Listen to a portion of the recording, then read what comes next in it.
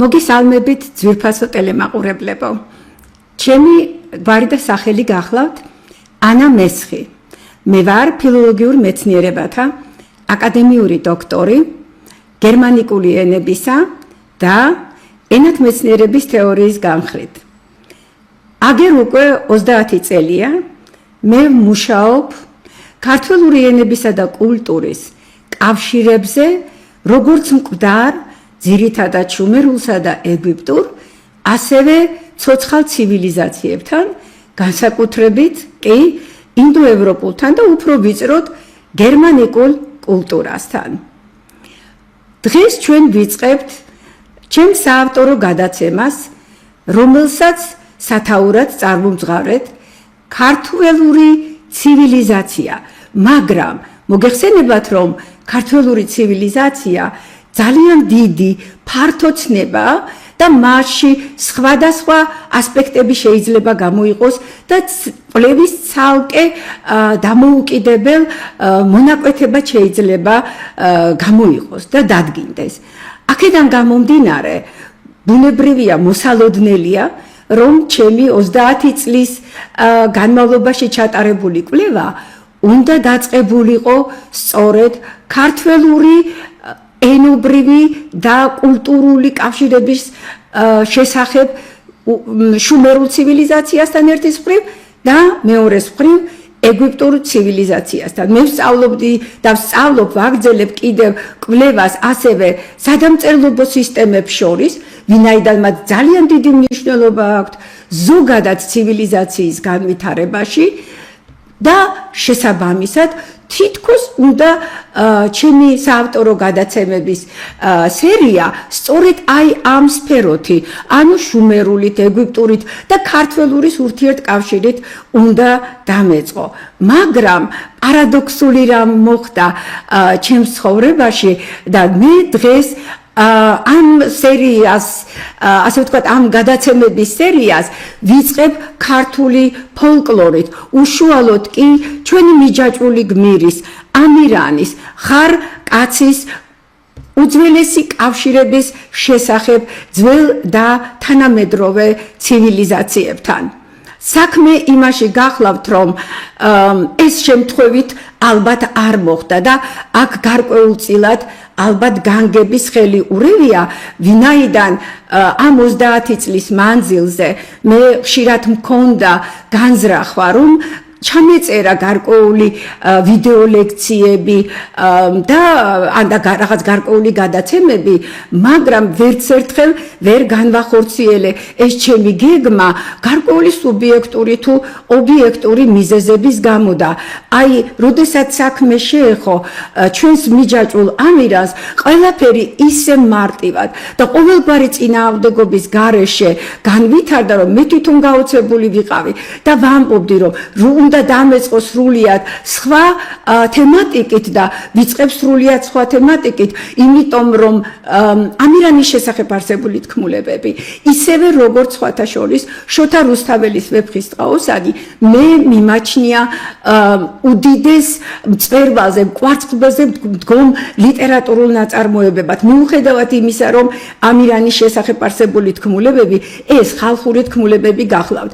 აღმოჩნდა, რომ ეს პარადოქსალური თუ შეიძლება ასე ითქვას შემთხვევა ჩემს ცხოვრებაში გარკვეულწილად გამართლებულიც ყოფილა, იმიტომ რომ ახლა დაახლოებით ალბათ 2-3 თვეში დაიდება ჩემი ახალი ნაშრომი, სადაც გაანალიზებული არის გამყინვარების ეპოქის 3 გრავიურა, რომელშიც სწორედ ჩვენი ამირანის თქმულებებიდან აღებული ეპიზოდების ილუსტრაციებია მოცემული. ეს იმდენად მოულოდნელი და იმდენად მე ვიტყოდი თავზარდამცემი ინფორმაცია იყო ჩემთვის, როდესაც ეს იცით გავისი გრძეგანე, რომ ალბათ აი ეს ფაქტი, რომ ხელი მეშლებოდა გარკვეულწილად წინა ლექციების ჩატარებაზე, გამართლებულია. დიახ, ჩვენ უნდა დავიწყოთ სწორედაც, რომ ჩვენი ხარკაცის, ჩვენი ღმერთკაცის ამირანის შესახებ. ამიტომ მე თქვენ დღეს წარმოგიდგენთ ჩემს ნაშრომს უпростоრად აქედან მხოლოდ ერთ ნაწილს ეს გახლავთ მიჯაჭვული ამირანის ლინგვო-კულტუროლოგიური ქსელი და ძირითადად რა თქმა უნდა ჩემი ეს პირველი სერია ჩვენი საუბრებისა იქნება დამყარებული სწორედ რომ მიჯაჭვული ამირანის თემატიკაზე და ძირითადად რა თქმა უნდა გამოვალთ აი ამ წიგნიდან ამასთან დაკავშირებით ეხლა მინდა ძალიან მცირე თუ შეიძლება ასე ითქვას პრეისტორიასავით მოგახსენოთ ამ წიგნთან დაკავშირებით როგორც უკვე გითხარით ამირანის თქმულებები ჩემთვის მიუწვდომელი იყო მე ასე ვფიქრობდი და ეს სპეციალისტების საქმე იყო მე ფოლკლორისტი არ გახლავართ არც ქართული ფილოლოგიის სპეციალისტი და ამიტომ ვფიქრობდი რომ ეს სფერო მათი პრიორიტეტი იყო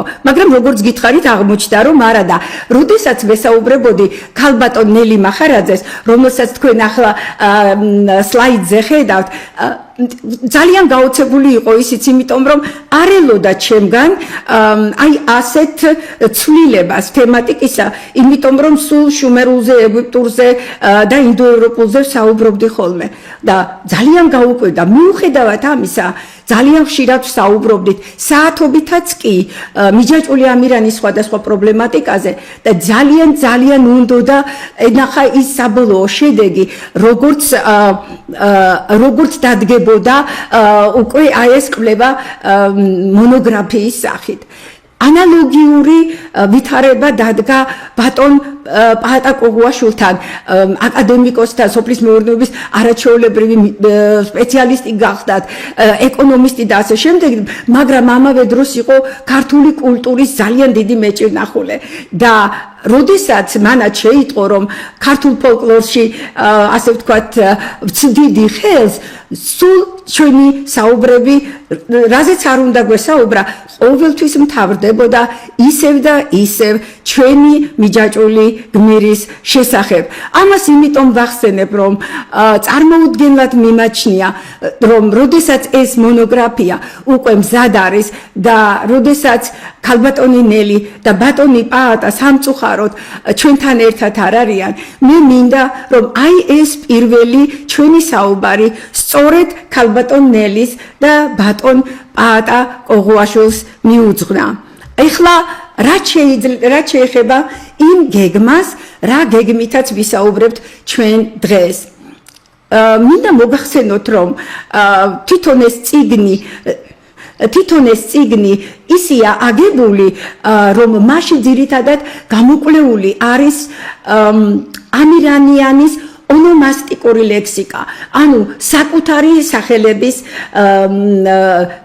ეტიმოლოგიზაცია არის ჩატარებული თუ საიდან მომდინარეობენ ისინი რა მნიშვნელობას ატარებენ და ასე შემდეგ და ეს ამას იმიტომ ვამბობ რომ ძირითადად მიაჩნიათ რომ სპარსულ-არაბული წარმომავლობისა უნდა იყოს ამირანიანის სხვადასხვა გმირების საკუთარი სახელები აქედან გამომდინარე მე გადავწყვიტე რომ უპირველეს ყოვლისა მესაუბრა იმ მეთოდოლოგიაზე რა მეთოდოლოგიის საშუალებითაც მე მოვახერხე აი ამ ონომასტიკური ლექსიკის ზე წამოწევა აქ საინტერესო არის აგრეთვე ის რომ როდესაც ამირანიანის სახელებზე ვმუშაობდი ვამჩნევდი რომ არ იყო საკმარისი ის მეთოდიკა, რომელი მეთოდიკიდაც მე მოვედი ამ კვლევაში ტრადიციული ენათმეცნიერებიდან. უფრო დიდ მასშტაბებს მთხოვდა საკვლევი მასალა და აქედან გამომდინარე, რა თქმა უნდა, დავიწყე სხვა საშუალებებისა და ხერხების ძიება და აქედან გამომდინარე ჩამომიყალიბდა სრულიად განსხვავებული და ამავე დროს ვიტყოდი საკმაოდ რთული მეთოდოლოგიური სისტემა, რომელიც მიმაჩნია განსაკუთრებით ახალგაზრდა მკვლევრებისათვის უნდა საინტერესო იყოს, იმიტომ რომ თუ მათ უნდათ გავიდნენ ქართველური ენობრივი თუ კულტუროლოგიური კავშირების კვლევაზე, როგორც მკვდარ, ასევე ცოცხალ ცივილიზაციებთან, მათ ალბათ აუცილებლად დასჭირდებათ ის მეთოდოლოგიური ხერხები და საშუალებები, რომლებიც მე გამოვიყენე. შემდეგი საფეხური, თუ შეიძლება ასე ითქვას, შემდეგი პუნქტი ჩემი საუბრისა უკვე იქნება პრაქტიკული, ვინაიდან მე ამირანიანიდან წარმოგიდგენთ სხვადასხვა სახელებს, რომლებიც გამოკვლეული არის სწორედ იმ მეთოდოლოგიის საფუძველზე, რომელზედაც მე გესაუბრეთ და მესამე, რა თქმა უნდა, შევაჯამებ ჩვენს საუბარს და შემდეგ ალბათ უკვე ერთი კვირით დაგემშვიდობებით. მაშასე კვლევის მეთოდოლოგია და მისი ძირითადი ხერხები.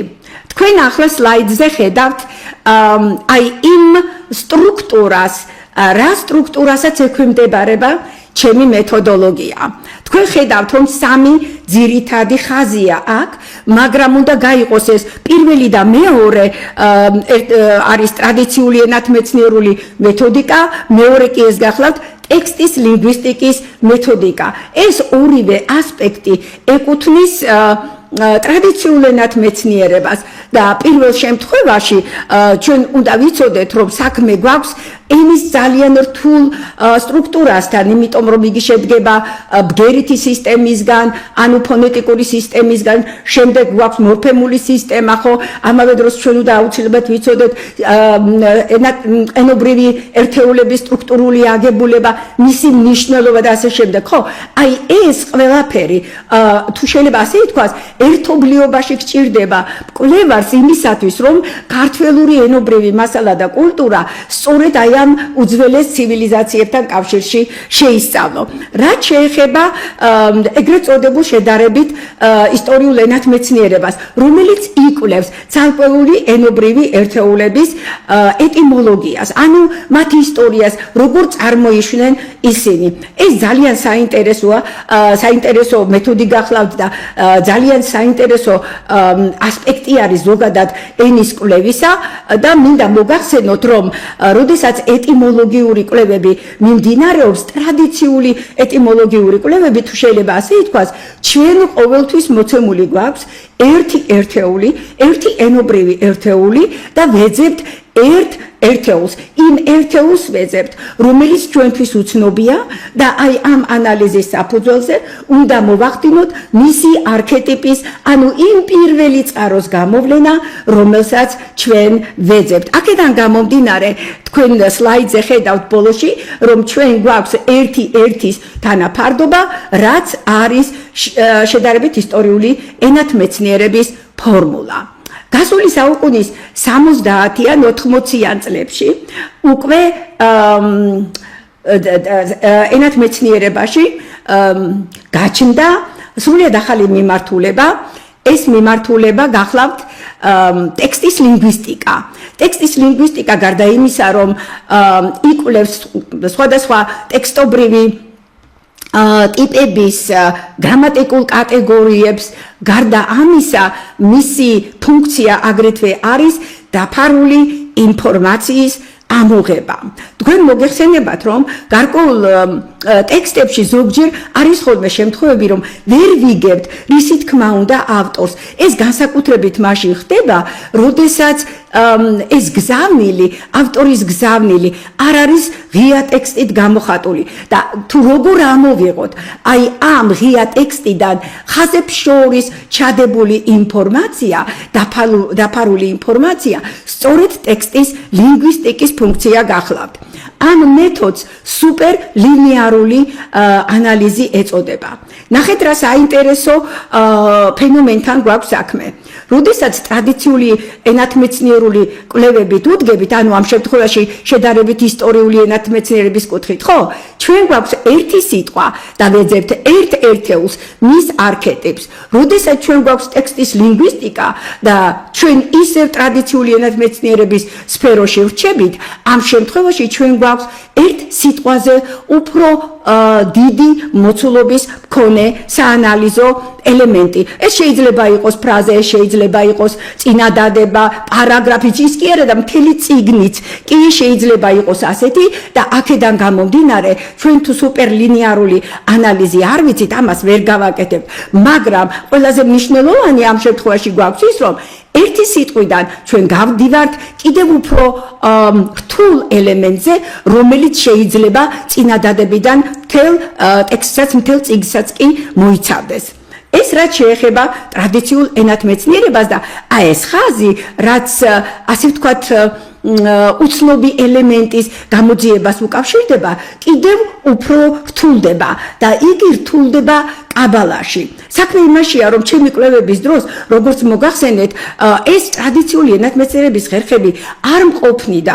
მასალა მიჩვენებდა, რომ კიდევ უფრო მეტი იყო საჭირო, უფრო შორს უნდა გავსულიყავი, არ მაკმაყოფილებდა, აი თითქოს ძალიან რომ გიჭერს, ანსაცმელი რომ მაგრად გაცვია. ხო ეს მოჭერილი რომ გავსდე ის უნდა გახიო ეს ასაცმელი გახვიდე აი ამ სივრციდან იმისათვის რომ ეს თავისუფლება ნახო და ნახო იპოვო ის რასაც საბოლოო ჯამში ეძებდა აღმოჩნდა რომ აი ასეთი საძიებელი სფერო ყოფილა სწორედ კაბალა საქმე იმაში გახლავთ რომ კაბალასაც ძალიან ბევრი ასე ვთქვათ ქვესფერო გააჩნია მაგრამ მას თურმე ჰქონია აგრეთვე ენათმეცნიერების სფერო და ენათმეცნიერების სფეროს კაბალაში ეწოდება პლასტიკური იეროგლიფიკა. ეს ტერმინიც ძალიან სახასიათოა, იმიტომ რომ თვითონ სიტყვა პლასტიკური თქვენ უკვე გიჩვენებთ რომ თქვენ არ ახართ არაფრით შებოჭილი. აი როგორც მაგალითად შებოჭილი ვიყავით შედარებით ისტორიული მეთოდის დროს, ხო? თქვენად უფრო მეტი თავისუფლება გაქვთ და უფრო შორს შეგიძლიათ გახვიდეთ. რამდენი ხერხი არსებობს აი ამ პლასტიკურ იეროგლიფიკაში. და გითხრათ რომ სამი ძირითადი ხერხია და სამივე სლაიდზეა მოცემული. ერთ-ერთი მათგანი არის თემურახი, მეორე გახლავთ გემატრია და მესამე გახლავთ ნოტარიკონი. ჩემს კვლევებში მე ძირითადად ვიყენებ პირველსა და მეორეს, ნოტარიკონს არ ვიყენებ სრულიად შეგნებულად. იმიტომ რომ ნოტარიკონის შემთხვევაში შეგიძლიათ ძალიან იოლად დაუშვათ შეცდომა და შემდეგ უკვე ამ შეცდომის გამოსწორება ძალიან რთულია. რაც შეეხება პირველსა და მეორეს, ანუ თემურახსა და გემატრიას, მათი ამ ხერხების გამოყენების თანავე თქვენ გიდასტურდებათ, ან და არ გიდასტურდებათ თქვენს მიერ ჩატარებული ანალიზის სისწორე. აი ახლა ვნახოთ თუ როგორ მოქმედებს პრაქტიკაში აი ეს თემურახი და გემატრია, ანუ ჩვენი პლასტიკური იეროგლიფიკის ხერხები და საშუალებები. აი ახლა თქვენ ხედავთ სლაიდზე ისევ იმ ორ განყოფილებას, თუ შეიძლება ასე ითქვას, იმ ორ ქვეგანაყოფს თემურახისა, რომელსაც მე ძალიან ხშირად ვიყენებ ჩემს ნაშრომებში. პირველი ეს გახლავთ სინთეზური თემურახი, ხოლო მეორე კი იგივეობრივი თემურახი. სინთეზური თემურახის დროს ძალიან საინტერესო პროცედურები შეგიძლიათ ჩაატაროთ სიტყვასთან დაკავშირებით. იგი სიტყვის სხვადასხვა ნაწილები, შეეხება ეს მარცვლებს, ცალკეულ ბგერებს, შეგიძლიათ ისინი გადაასკოპოთ, გადმოასკოპოთ, ადგილები შეუცვალოთ, შეგიძლიათ ისინი ოდნავ განავრცოთ კიდევაც, განავითაროთ და ასე შემდეგ. ამის უფლებას თქვენ თემურახი გაძლევთ. და იგივეობრივი თემურახი ცოტა განსხვავებულია. იგივეობრივი თემურახის დროს ჩვენ გვაქვს საქმე ან ერთი უდრის მრავალს, ან და მრავალი უდრის ერთს დაახლავე კონკრეტულ მაგალითებზე გიჩვენებთ თუ როგორ მუშაობს ეს ორივე ხერხი. და ამისათვის მე მაგალითებად რა თქმა უნდა მოვიყვან საკუთარ სახელებს ამირანის მიჯაჭვული ამირანის ლინგვოკულტუროლოგიური ქსელიდან და ასევე გამოვიყენებ ჩემს 2011 წლის მონოგრაფიას, ეს გახლავთ ქართულ შუმერულ ეგვიპტური ლინგვოკულტუროლოგია, რომელშიც მე გამოყენებული მაქვს თემურახიცა და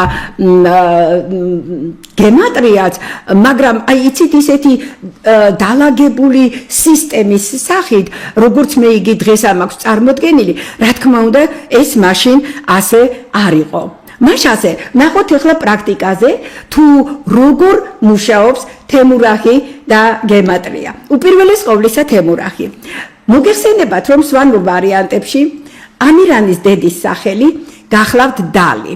ისევე დვალი ვიცით ახლა ჩვენ რომ ეს იყო გარეული ცხოველების, ბუნების პატრონი ღვთაება, იგი იყო ასევე მონადირეების შემწე და ასე შემდეგ, მაგრამ ჩვენ ისიც უნდა გვახსოვდეს, რომ ვინაიდან დალი იყო ღვთაება, მას გააჩნდა სხვადასხვა სახე, მას გააჩნდა განსხვავებული იპოსტასები.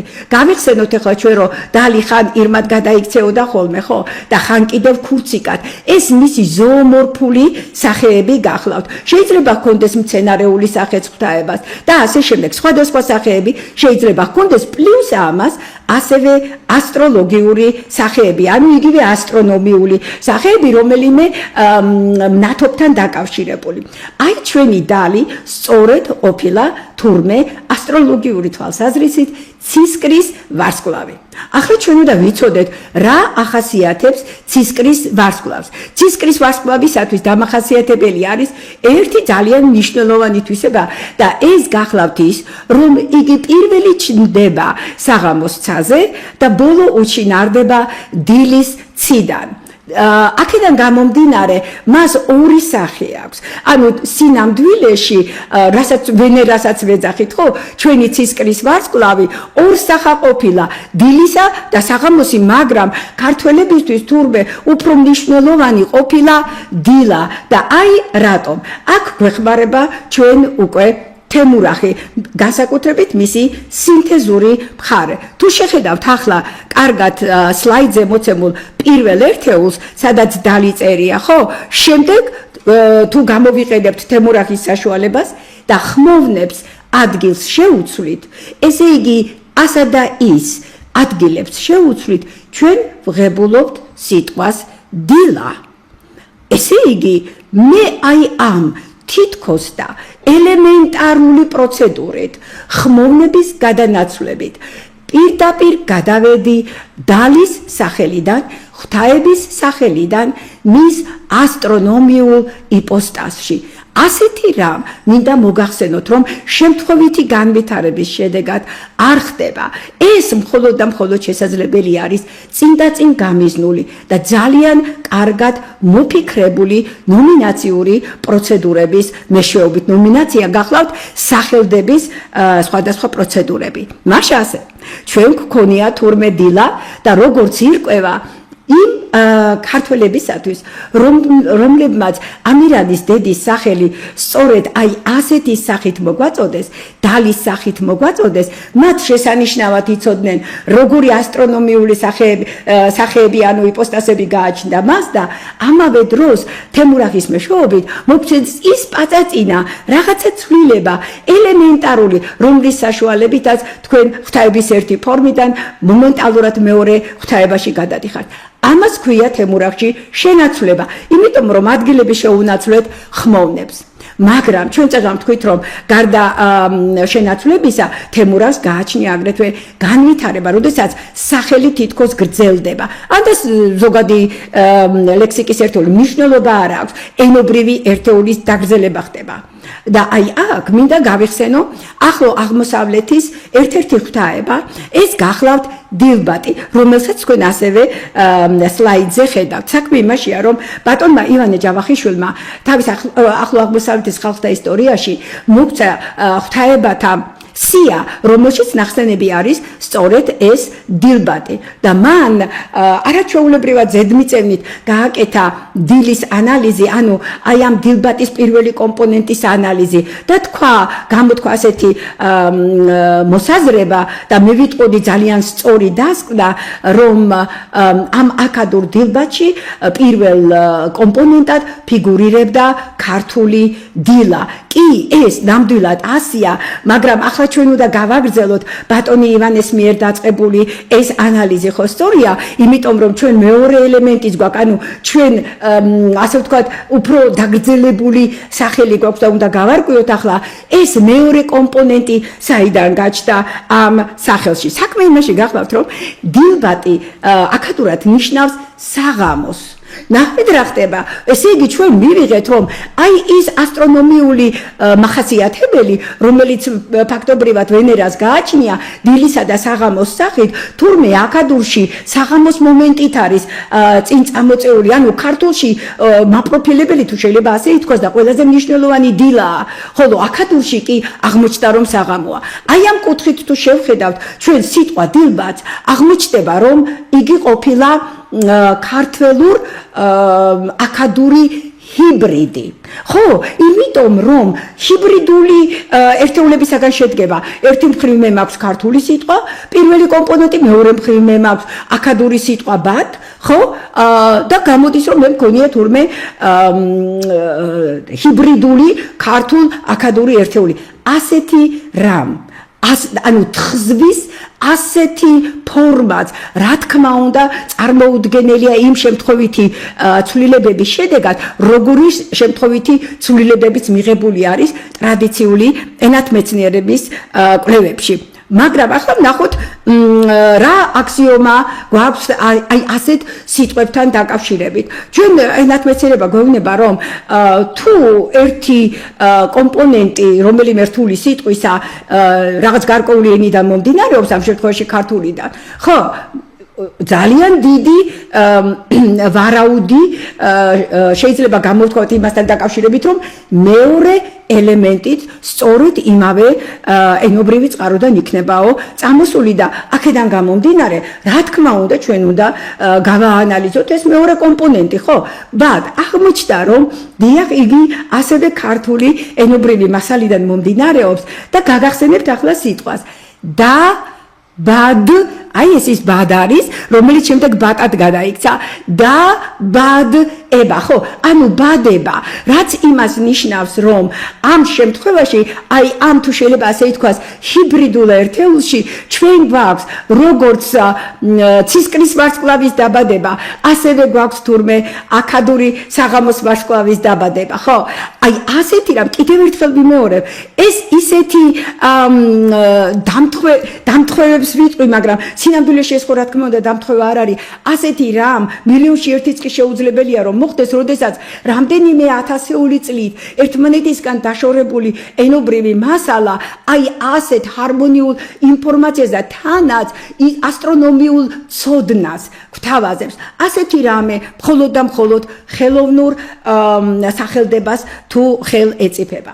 ამრიგად მივიღეთ რა თურმე ქართველებისთვის რაც იყო ყველაზე მნიშვნელოვანი სინათლე დღემზე მოცემული არის სწორედაც რომ ამირანის დედის დალის სახელში მისი ასტრონომიული სახით დილა, ხოლო რაც შეეხება იგივე ვარსკვლავის არსებობას, იგივე ღვთაების არსებობას აქადურში, იქაც თურმე ქართველური ლექსიკური ერთეულები ფიგურირებენ, მაგრამ სხვანაირად არის უკვე იქ ყოველივე ეს მოცემული და იქ მართლაც ჰიბრიდი გვაქვს, იმიტომ რომ საღამო ეს არის აქადურის მნიშვნელობა, ხოლო ბად დაბადება კი ეს არის ქართული მნიშვნელობა, ანუ ჩვენ ერთდროულად გვაქვს როგორც დილის ვარსკვლავის დაბადება, ასევე საღამოს ვარსკვლავის დაბადება. აი ასეთი არაჩვეულებრივი ინფორმაცია ამოდის ხოლმე კაბალის ენათმეცნიერული ხერხებისა და საშუალებების მიხედვით და ამ შემთხვევაში ჩვენ მოგეხსენებათ რომ საუბრობთ თემურახზე. ახლა ავიღოთ მეორე მაგალითი. მეორე მაგალითისთვის მე თქვენ გესაუბრებით ამბრი არაბზე.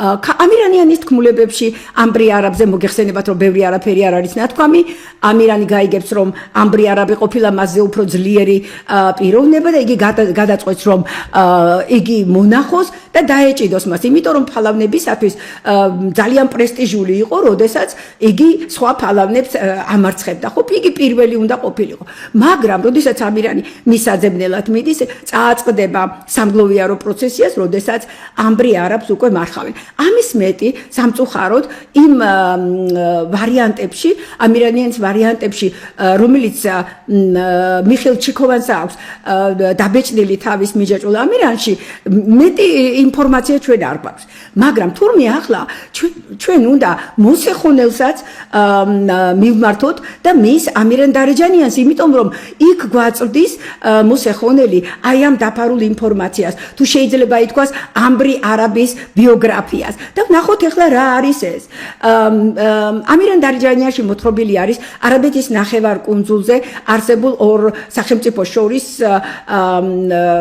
სამტრო ასე ვთქვათ ურთიერთობებზე ხო ისინი ერთმანეთს ებრძვიან და ბოლოს ერთ-ერთი სახელმწიფოს მეფე მარცხდება და იგი მიდის იამანეთში და იამანეთის მეფე მისი შემწე იყო და იქ ნახულობს თავშესაფარს აღნიშნული მეფე იამანეთში თავის ერთ ქვეშევრდომთან ერთად მიდის მისი სახელი გახლავთ ომარი და იქ ომარს ანუ იამანეთში მას ომარს შეეძინება ვაჟი არაჩვეულებრივი ვაჟია ეს ვაჟკაცი იმ თვალსაზრისით რომ სრულიად ახალგაზრდა სადღაც 14 წლის უკვე ისეთი ბრგე იყო ვაჟკაცი ძალიან გულოვანი ძლიერი და ასე შემდეგ რომ ცხენი ვერ იდგნობდა მას თავისი სიძლიერის გამო ერთხელ იამანეთში ჩამოვიდა ინდოელი ვაჭრები ჩამოვიდნენ და თან ჩამოიყვანეს ცხენების რემა გასაყიდად და იქ იამანეთის მეფემ ერთ-ერთი ცხენი შეიგულიანა მოეწონა და უთხრა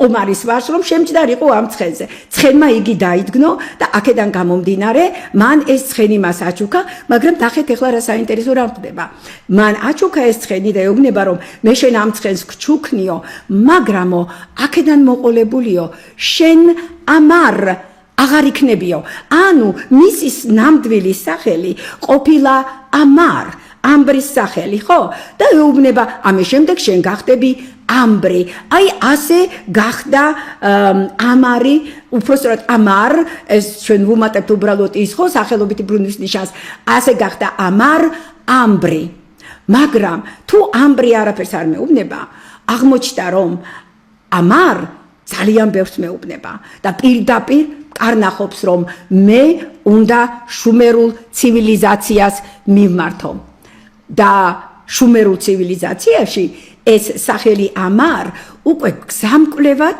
ჩნდება და როგორ მარდუქის ერთ-ერთი სახელი იყო ამარ უთუ და თქვენ ეს სლაიდზეც გაქვთ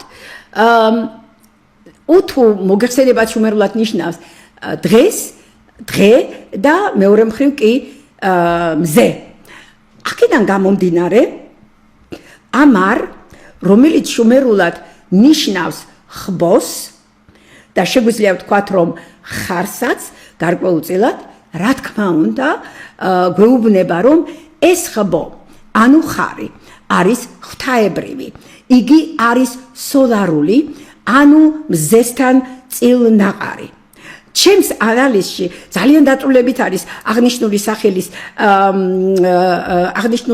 სახელის დეშიფრირება, ამიტომ მასზე არ შევჩერდები, იმიტომ რომ ძალიან წვრილად უნდა განვიხილო თითეული ელემენტი და ამისი დრო ჩვენ არ აგვაქვს.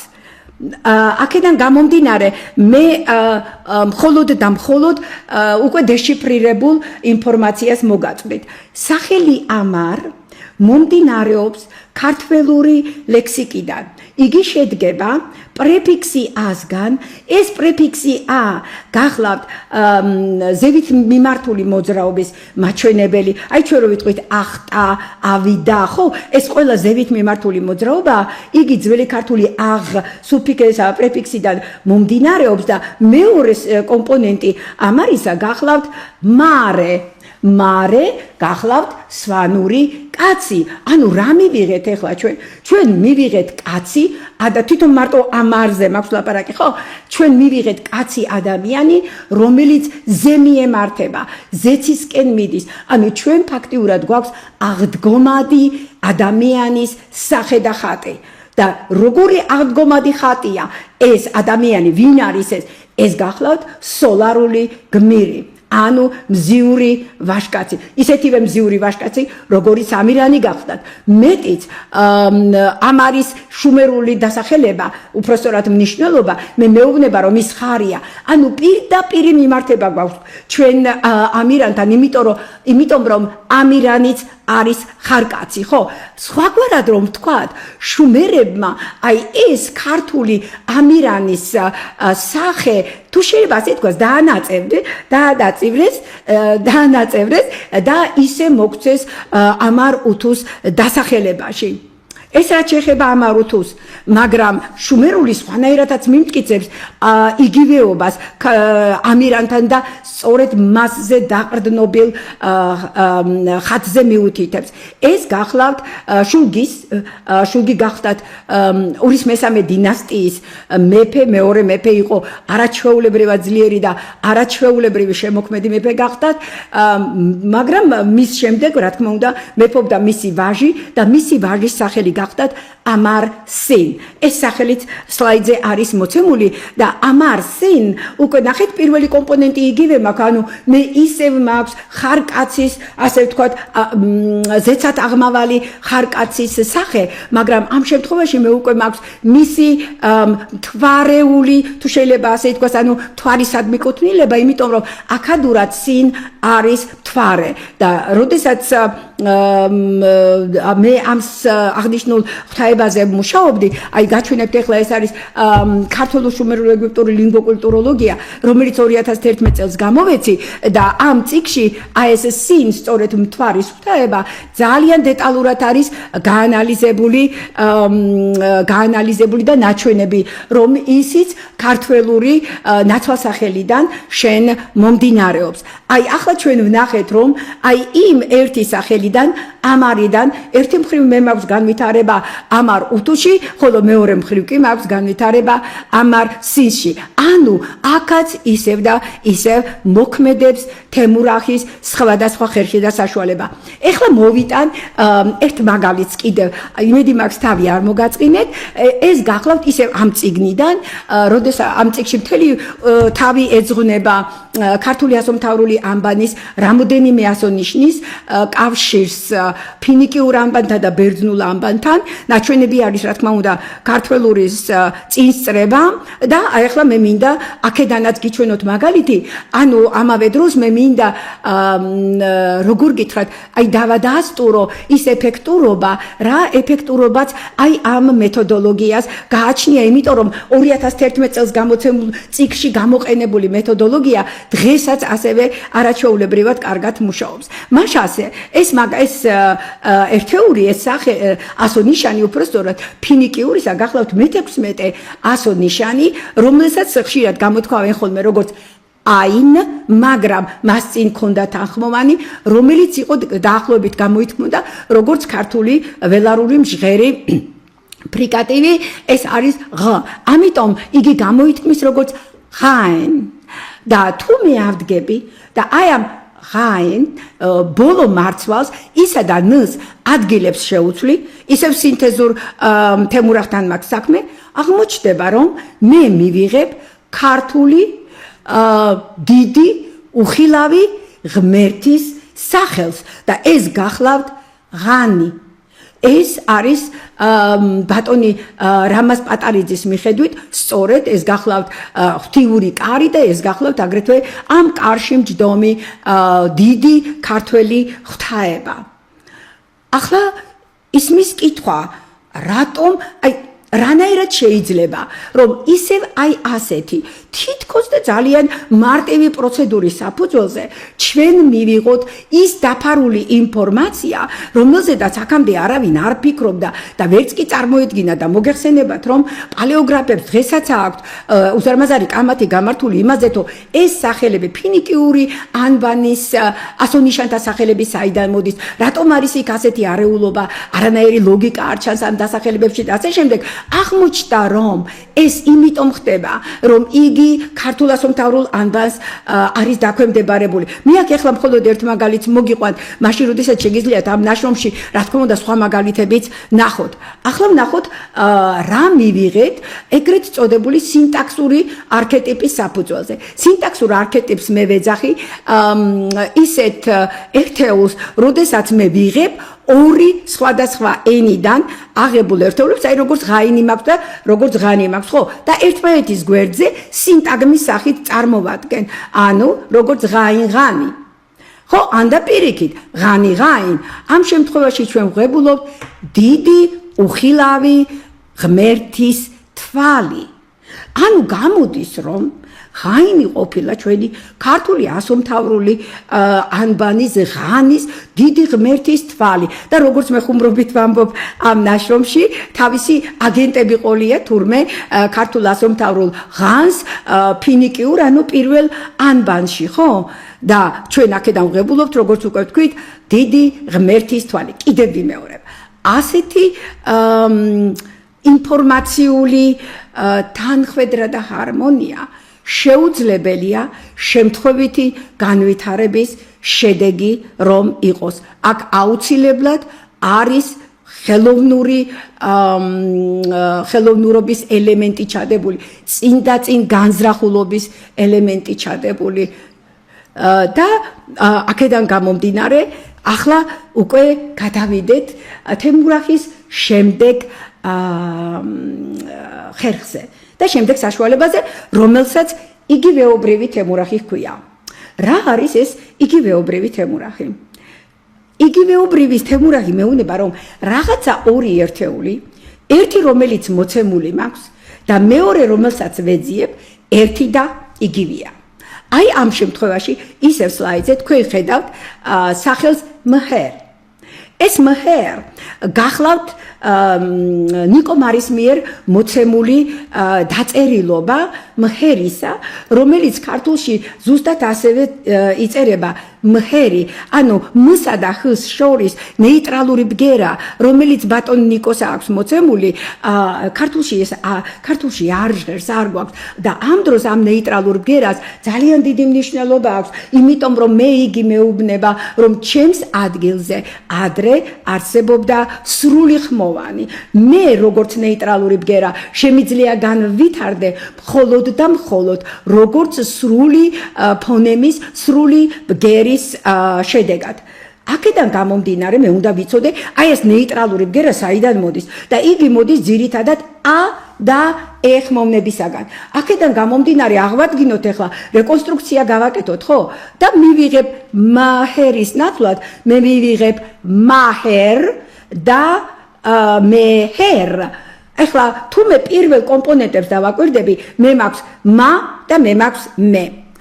ყველა ის ადამიანი, რომელსაც ადრე ჰქონია ურთიერთობა ეგვიპტურ თეოფორულ სახელებთან, ადვილად მიხვდება, რომ აი აქ მა და მე ქართულ ნაცვალსახელებს წარმოადგენს, იმიტომ რომ ეგვიპტურში უზარმაზარი რაოდენობა თეოფორული სახელებისა სწორედაც რომ ქართული ნაცვალსახელოვანი სისტემიდან არის წაღებული. როგორც წესი, ნაცვალსახელის სახელად გამოყენება არ შეიძლება, იმიტომ რომ ნაცვალსახელი ცარიელი სიტყვაა, მაგრამ ეგვიპტელებმა ეს გააკეთეს და რახან ეგვიპტელებმა იქ გააკეთეს, უკაცრავად რახან ქართველებმა გააკეთეს ეს ეგვიპტურ თეოფორულ სახელებთან დაკავშირებით, რა თქმა უნდა სავსებით შესაძლებელია, რომ იგივე კრიტერიუმისათვის მათ მიემართათ სრულიად სხვა შემთხვევებში, ხო, სხვა კულტურასთან ან მითოლოგიასთან დაკავშირებით და ზუსტად ამასთან გვაქვს საქმე. აი ამ სომხურ მჰერთან. საქმე იმაშია, რომ ეს მჰერ, რომელიც ერთადერთი სახელია, სხვათა შორის სომხურ მითოლოგიაში, ეს გახლავთ მე ხარ. აი ეს ჰერ, რომელიც არის ფონეტიკური სახესხვაობა, ფონეტიკურ სახესხვაობას წარმოადგენს, ვინაიდან ხ რთული გამოსათქმელი ბგერაა და აქედან გამომდინარე თქვენ ღებულობთ მე მოდით პირდაპირ ჯერ სრულ ფორმას გეტყვით, ესე იგი მივიღებთ მა ხარ და მე ხარ. ანუ რაც ნიშნავს მე ვარ ხარი ორივე შემთხვევაში, ერთში ქართულით და მეორეში მეგრულით და მა ხარ. მე ვარ ასევე ხარი. მივიღეთ რომ ორი ფორმა მაქვს. ხო, რეკონსტრუირებული, მაგრამ ერთსა და იგივეს ნიშნავს. აღმოჩნდა რომ კიდევ სხვა ფორმებიც მაქვს. ასევე სომხურ მითოლოგიაში ჩვენ გვაქვს სახელი მიხრ, აი მეორე სიტყვათ რომ წერია და ეს მიხრ სინათლისა და მზის ღვთაებას მიემართება. აქაც როგორც ხედავთ, პირველი კომპონენტი მი სრულად არის მოცემული. აქ არანაირი როგორ გითხრათ, დასუსტება ხმოვნისა არ ჩანს, მაგრამ სამაგიეროდ მეორე კომპონენტში არის ამოვარდნილი ხმოვანი, რაც სავსებით ლოგიკური და დასაშვებია. აქედან გამომდინარე, აი აქ მე უკვე მივიღე სვანური პირველი პირის ნაცვალსახელი მი, რომელსაც ასევე უერთდება ქართულიდან წარმომავალი ხარ სიტყვიდან წარმომავალი გამარტივებული სიტყვა. ამრიგად მე მივიღე მაგ ხარ, უკაცრავად, მე ხარ და მი ხარ და სამივე ნიშნავს მე ვარ ხარი. აი ეს მიხრ თურმე ფალაურშიც ყოფილა და რა თქმა უნდა აქაც აბსოლუტურად ზუსტად იგივე ეტიმოლოგიასთან გვექნება საქმე და ეხლა მე მინდა ძალიან მოკლედ ცოტა განსხვავებულ სფეროს შევეხო, ეს ბერძნული გახლავთ და მოგეხსენებათ რომ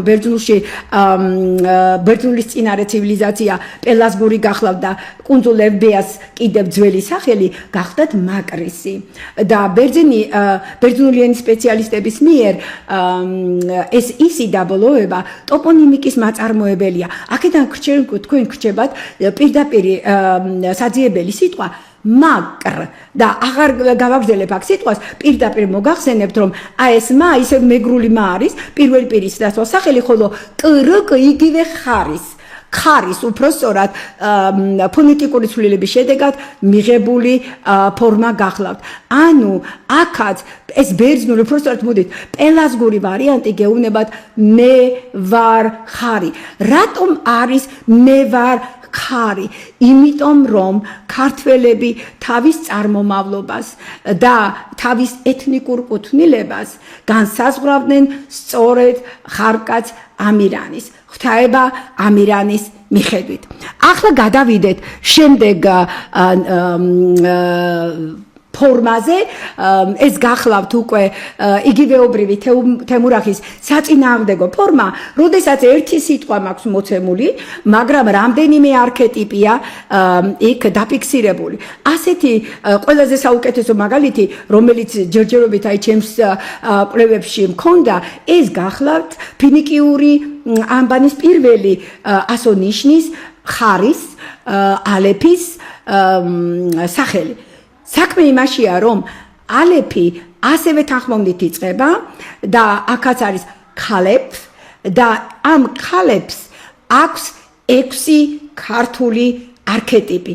როგორ და რანაირად წარმოიქმნება აი ეს უზარმაზარი არქეტიპული ჯგუფი, ძალიან დაწვრილებით არის ისევ და ისევ აი ამ 2011 წლის მონოგრაფიაში მოცემული, მაგრამ ფაქტი ის არის, რომ აქ ჩვენ გვაქვს 6 განსხვავებული ლექსიკური მნიშვნელობის მქონე ერთეული. ერთი მხრივ მე მაქვს ხარი, მეორე მხრივ მე მაქვს ხარება, როგორც სასიხარულო ამბის ცნობა, ზმნური ფორმა, მე აქ მაქვს ასევე ყალიბი, მე აქ მაქვს ზმნა ხარ, ანუ ყოფნა ზმნა ხარ, ესეც რაც უშვერ სიცილს ნიშნავს და შემდეგ უკვე ხალეპო. რატომ? იმიტომ რომ აი ამ 6 არქეტიპის ლექსიკური მნიშვნელობიდან გამომდინარე, ჩვენ გავდივართ ინფორმაციაზე და ეს ინფორმაცია ყველაზე საინტერესო ის გახლავთ, რომ ეს არის ჰარმონიული სისტემა იმ დაფარული ინფორმაციისა, რომელიც ალეფში თავის დროზე, ანუ მისი შექმნის დროს იყო კოდირებული. აი ასეთი გვაქვს ჩვენ თემურახის ორივე ხერხის თემურახის სინთეზური თემურახისა და იგივეობრივი თემურახის პრაქტიკული გამოყენების შემთხვევები და ახლა გადავიდეთ მეორე მომენტზე, მე ვფიქრობ, რომ ამით უკვე დავამთავრებ ჩვენს საუბარს, ეს გახლავთ გემატრია. ესე იგი, თემურახი ჩვენ მოვჭით, ახლა უნდა გადავიდეთ გემატრიაზე. გემატრია არის ნებისმიერი კვლევის დროს რიცხვებისა და მათი მნიშვნელობების ჩართვა სხვადასხვა კვლევაში, სხვადასხვა ანალიზში.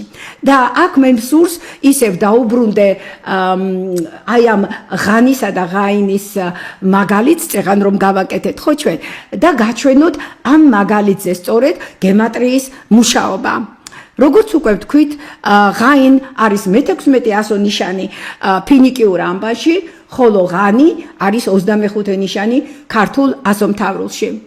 პითაგორას საიდუმლო რიცხვის მიხედვით იმისათვის რომ ეს რიცხვი ნახოთ და იპოვოთ, საჭირო არის მისი ერთ ნიშნულამდე დაყვანა, ანუ ერთ ციფრამდე უნდა დავიყვანოთ. ეს კი იმას ნიშნავს, რომ ღაინის მე-16 ნომერი რომ არის, ერთს უნდა მივუმატო 6 და ვღებულობ 7. ანალოგიური პროცედურა უნდა მოვახდინო ასევე ღანთან დაკავშირებითაც, ხო? ანუ 2-ს უნდა მივუმატო 5 და რას ვღებულობ? ისევ 7. ანუ გემატრიის ეს ერთ-ერთი ხერხი, ერთ-ერთი ვარიანტი თუ შეიძლება ასე ითქვას, მე მიდასტურებს, რომ კი შენ რომ ენობრივი კვლევა ჩაატარე და მიიღე მათი იგივეობა, სწორია, იმიტომ რომ მათი რიგობითი რიცხვითი სახელები ანბანში გიდასტურებს მათ იგივეობას. მაგრამ ნახოთ, გვაქვს თუ არა კიდევ სხვა ხერხი, სხვა საშუალება იმისა, რომ დაგვიდასტურდეს აი ეს ინფორმაცია. აღმოჩნდა რომ გვაქვს. და ნახოთ ახლა ეს როგორ ხდება. ჩვენ უკვე ვიცით რომ ერთი მხრივ მე მაქვს 25 როგორც ღანის ანბანური რიგითი ნომერი და მე მაქვს 16 როგორც ღაინის ანბანური რიგითი ნომერი. მაგრამ საქმე იმაშია რომ 25 ამავე დროს წარმოადგენს 5-ის კვადრატს. და მეორეს მხრივ 16 ანუ ღაინის რიგობითი რიცხვი ხო წარმოადგენს 4-ის კვადრატს და 5-ისა და 4-ის კვადრატი მე უკვე მკარნახობს რომ აქ საქმე გეომეტრიასთან მაქვს. საქმე იმაშია რომ მართკუთხა სამკუთხედის თეორემის მიხედვით ჩვენ ვიცით რომ ჰიპოტენუზის კვადრატი უდრის კათეტების კვადრატების ჯამს და ჩვენ თუ დავაკვირდებით აი ამ მონაცემებს, რიცხობრივ მონაცემებს, აღმოჩნდება რომ ღანის რიცხობრივი მნიშვნელობა თურმე ყოფილა ჰიპოტენუზის კვადრატი, ხოლო რაც შეეხება ღაინის რიცხობრივ მნიშვნელობას, იგი ყოფილა დიდი კათეტის კვადრატი. მასშტაბი არის ის პატარა კათეტი, რომლის კვადრატმაც უნდა დაასრულოს მთელი თეორემა. თურმე ამისათვის საჭიროა რომ 25 ანუ რიგით ნომერს ღანისას გამოვაკლოთ ღაინის რიგითი ნომერი 16 და თქვენ ღებულობთ რა თქმა უნდა 9-ს. 9 კი გახლავთ 3-ის კვადრატი. აი ასეთი გეომეტრიული ფორმულებით არის ქართულსა და ფინიკიურ ანბანებს შორის არსებული ურთიერთობა გასაიდუმლოებული და რა თქმა უნდა ამის ძალიან აი ამ მნიშვნელობების ზევით წამოწევა ჩვეულებრივი ტრადიციული ამ შემთხვევაში უკვე პალეოგრაფიული ხო მეთოდიკის მეშვეობით აბსოლუტურად გამორიცხულია, იმიტომ რომ თქვენ უნდა აუცილებლად გამოხვიდეთ იმ ტრადიციული ჩარჩოებიდან, რომელ ტრადიციულ ჩარჩოებსაც ჩვენ ვთავაზობ, პალეოგრაფია იქნება ეს თუ ენათმეცნიერება თუ სხვა რომელიმე დარგი. აი ახლა უკვე შევაჯამოთ რაც ჩვენ ვთქვით, ხო? აღმოჩნდა რომ იმისათვის რომ ქართველური ენობრივი და კულტურული მონაცემები ვიკვლიოთ და აღმოვაჩინოთ მისი კავშირები როგორც უძველეს ანუ მკვდარ ცივილიზაციებთან, ასევე ცოცხალ ცივილიზაციებთან. დღესდღეობით არსებული ეგრეთ წოდებული ტრადიციული მეთოდები აღარ არის საკმარისი. აუცილებელია ამ მეთოდოლოგიის განვრცობა, ახალი ხერხებისა და საშუალებების მოზიდვა, რომელთა საშუალებითაც ძალიან მარტივად ვერ ვიტყვი რომ ძალიან მარტივია, მაგრამ შედარებით უფრო შეგვიძლია აი იმ სიღრმეებს ჩავწვდეთ, რომელი სიღრმეებიც ჩვენთვის დღესდღეობით სამწუხაროდ დამალული გახდათ. აი ამით დავამთავროთ ჩვენი პირველი საუბარი ჩვენი მიჯაჭვული გმირის შესახებ.